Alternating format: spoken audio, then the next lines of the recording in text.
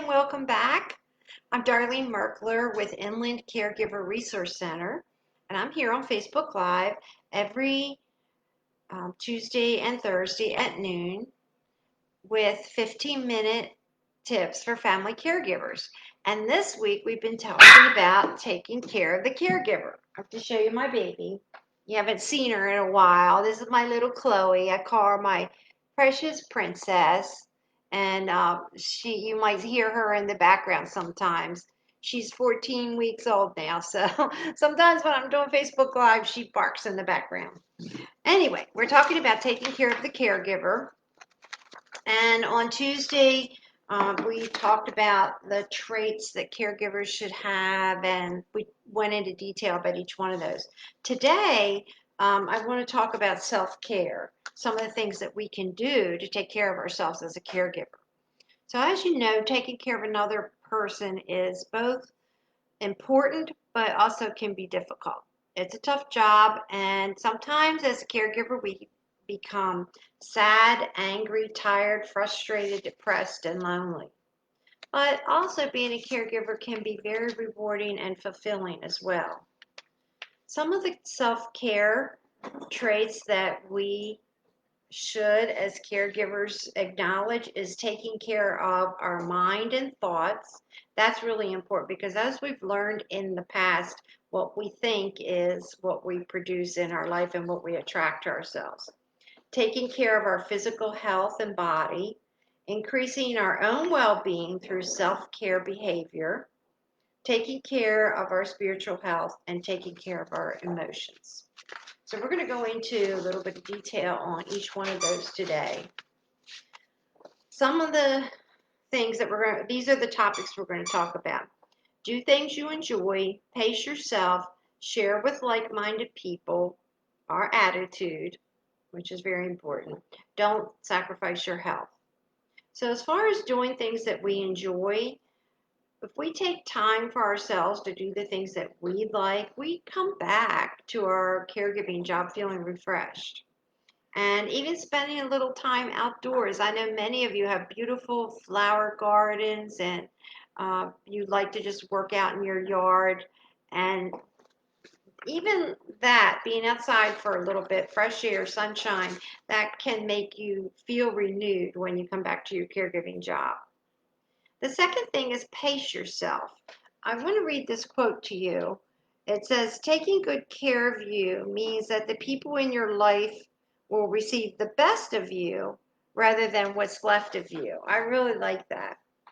So the three things that we want to keep in mind when we're pacing ourselves is setting priorities, what are the barriers, and not being a statistic. I don't like to talk about this, but I have mentioned before that over 50% of family caregivers get sick or die before the person they're taking care of. So let's not be one of those statistics. The third thing is share with like-minded people.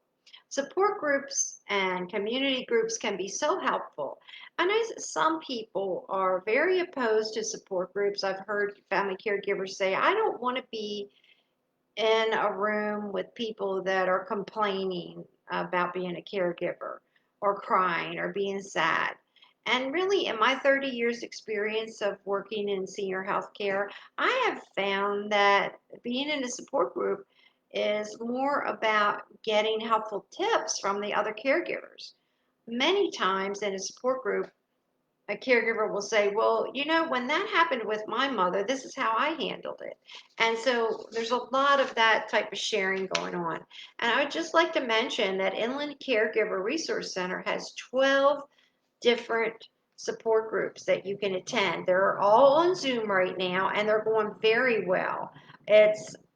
We were a little apprehensive about how would it work not being in person, but it's been awesome because the caregivers don't have to leave the home, and they can see their other people in the group. They can see their faces. We share ideas, and I'll be starting the 12th support group that we're just adding this month of July. It's going to be on the third Thursday, 6 to 7:30 in the evening. So if any of you are caregivers work, or if evenings work better for you, we would be glad to have you register for that support group. And you can attend as many of the support groups as you like. The third thing is, we're already talking about share with like-minded people. So spending time in a sympathetic group can be a great morale booster. So instead of it being a negative thing, it could be a really positive thing. The fourth thing is our attitude, probably the most important thing, because our attitude drives whatever we're doing and makes or breaks our day. So taking care of another person can be difficult and time consuming and can cause a caregiver to neglect their own needs. The biggest barrier to taking care of yourself can be your own attitude. Being a caregiver is hard enough without taking self-sacrifice to the extreme of damaging your own life and health. We're going to talk a little bit more about that too. Number 5 is going into more detail about that, which is don't sacrifice your health. It's usually our own personal health and well-being that we sacrifice as a caregiver. So let's not let that happen. As you know, when you make these sacrifices in order to take care of a loved one, the amount of stress tends to build because you aren't paying attention to your own basic needs. So here's a short how-to list that I'm going to give you that will hopefully help you take care of yourself a little better. So the first thing is take a minute for yourself each day. If you're a religious person, before you even start your day, start with a prayer. If you're not a religious person, just take a minute to reflect or meditate. I think meditation and prayer are very similar. So we just want to take a minute to reflect and relax and set a positive tone for the day.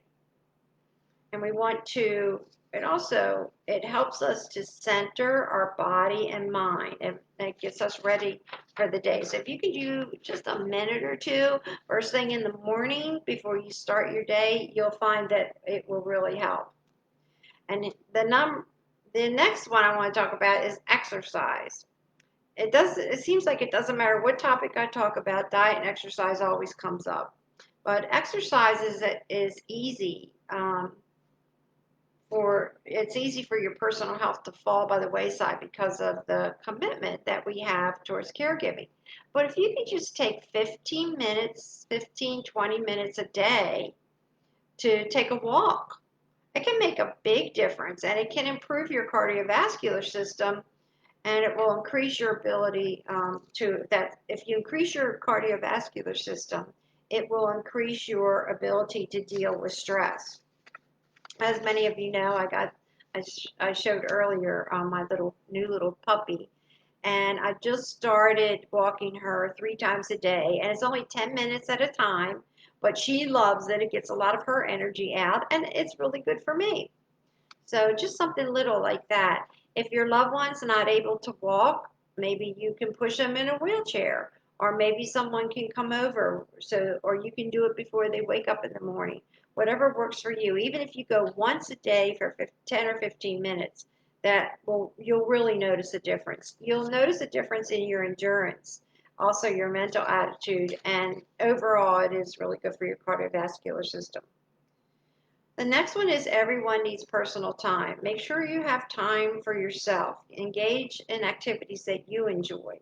We've talked about art and health on here before, and just having an adult coloring book, sitting down for a few minutes and coloring, watching a funny movie or a show that you like.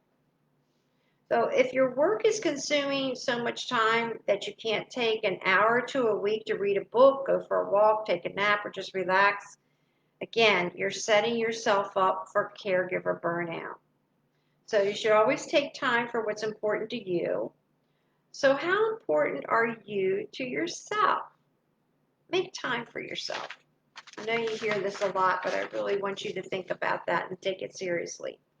Here's some of the reasons, or I call them excuses, that caregivers have said as to why they don't take time for themselves. I'm just plain too busy to go out to lunch with a friend or to a movie. My mother needs me. If I'm not there to take good care of him all the time, he won't get better. Life without her would be terribly empty, and if I slow down, I might have to feel the pain of losing her.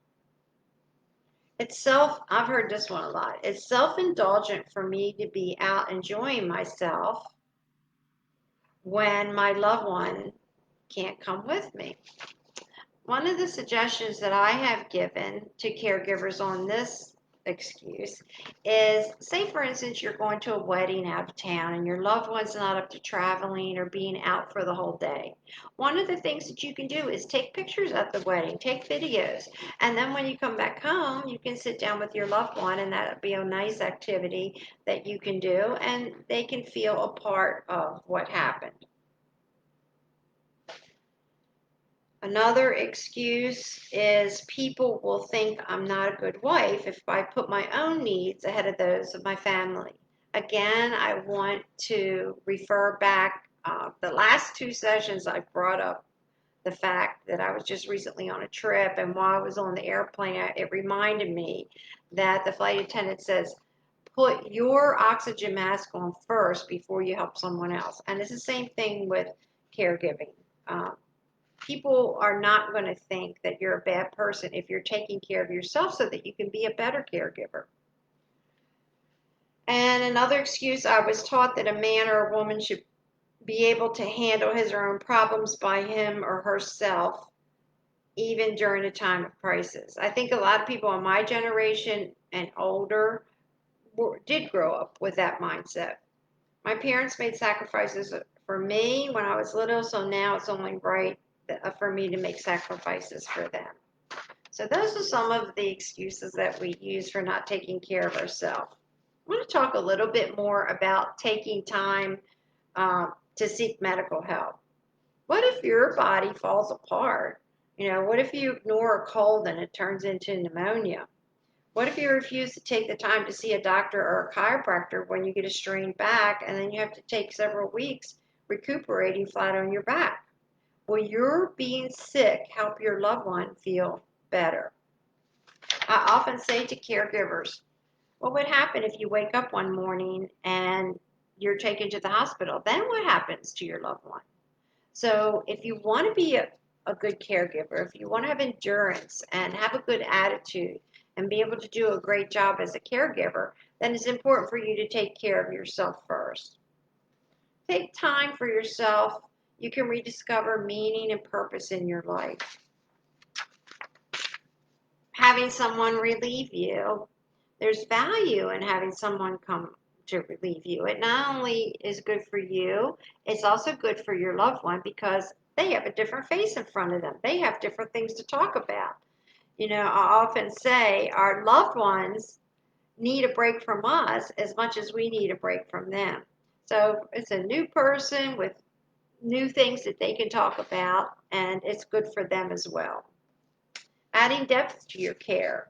Experiences you have outside the home will add depth to your care. So when you come back from having lunch with a friend or doing something different, you can come back and share that with your loved one. So you have something different to talk about. That was just about everything I wanted to cover today. I know you've heard taking care of the caregiver a lot, and you know all these things. These are just reminders for you. I have posted the schedule for all of the rest of this month for the Facebook Lives on Tuesdays and Thursdays at noon. And then on Wednesdays at noon, Crystal does the Spanish Facebook Live.